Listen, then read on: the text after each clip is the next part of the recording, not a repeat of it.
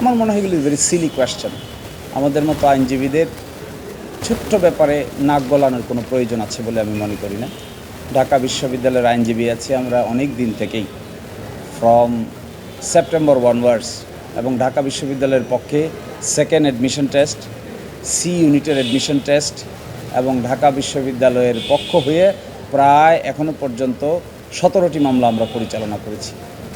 হয়তো যে বা যারা এই মন্তব্য করেছেন সে বা তারা এই সমস্ত তথ্য বা ইনফরমেশন জানেন না। ঢাকা বিশ্ববিদ্যালয়ের আইন উপদেষ্টা আছেন 12 জন, এর মধ্যে আমিও একজন। বসুন্ধরা টিস্যু, অশুদ্ধতার বিরুদ্ধে এক বিন্দুও ছাড় নয়।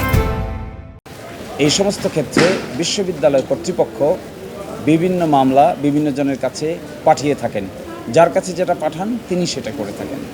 ফলে এই সমস্ত বিষয়ে অযথা কত কথা বলা কিংবা উত্তর দেওয়া আমি মনে করি উভয়টাই সময় নষ্টের মতো।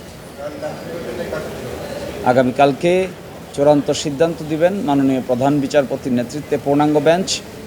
এরপরে আগামীকালকে সকালের পরেই আর কোনো ধোঁয়াশা কারো মধ্যে থাকবে না। আর এরই মধ্যে যেহেতু স্টে আছে, সেই জন্য নির্বাচনী প্রচারণা কর্মকাণ্ড পরিচালনা করতে কোথাও কোনো বাধা নেই।